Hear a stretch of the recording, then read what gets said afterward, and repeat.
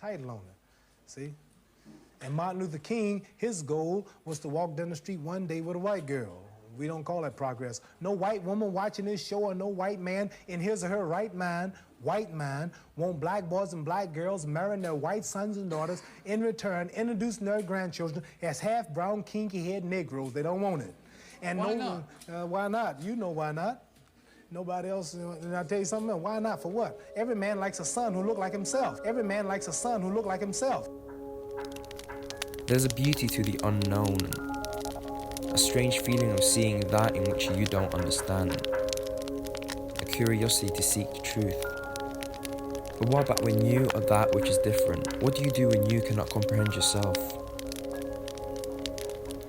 They look at you and try to disfigure that which you are and are not. They wish to pick apart and choose what they feel is their truth. That is I and many others, those who bleed a different hue from the ones who came first, and were always the true.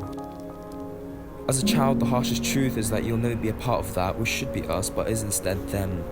As you grew, you saw the fruits of those harsh experiences and realized it was better this way. Strength in numbers, they say, but you, a lone wolf that found strength in the depths of solitude.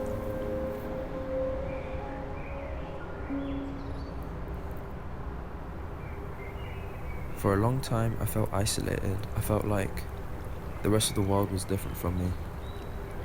I kept telling myself, there is no one out there who looks like you, no one who could relate to you.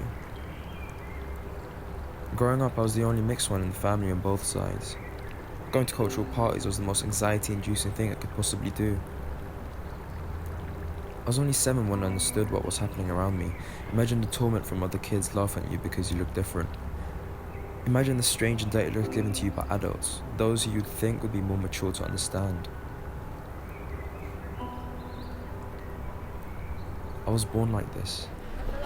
I did not choose to be half of this and half of that, a deep wound that stayed with me for most of my life, something that undeniably made me feel like I was not worth anyone's time.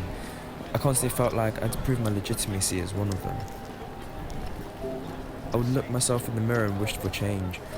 I would wish that I was completely one or the other, or pure-blooded as they say. But one day I sat down and I looked at myself in the mirror. I realized something. I realized that all this torment, all this anxiety that I had to face due to being multicultural had enriched me and made me stronger. I had been hardened by the years of racism faced by me from every angle, and I'd realized that I am beautiful in my own right.